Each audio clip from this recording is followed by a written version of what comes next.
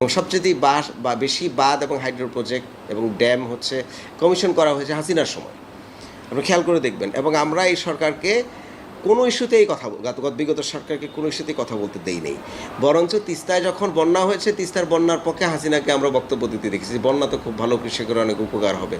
এবং তখন মিডিয়া থেকে শুরু করে বাংলাদেশের মানুষজন ভয়ে এর বিরুদ্ধে এইরকম একটা তমাশা হয়েছে, তার ভয়ে কথা বলে নাই। তো সুতরাং স্বয়ং প্রধানমন্ত্রীর এত বড় পাওয়ারফুল স্বৈরাচার, সে যখন বলে যে বন্যা ভালো, তাহলে বন্যা পূর্বাভাস দিয়ে জন্য যারা কাজ করবে, যে জয়েন্ট রিভার কমিশন, তার কতটুকু ক্ষমতা যে সে আগ বাড়িয়ে এগুলো নিয়ে কথা বলবে।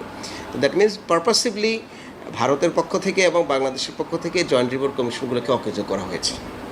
যেটা আমরা আপনার সিলেটের বন্যার কথা মনে আছে আপনার, কত বড় বন্যা হলো, কোনো পূর্বাভাস ছাড়া কিন্তু বন্যাটা নেমে এসেছিল।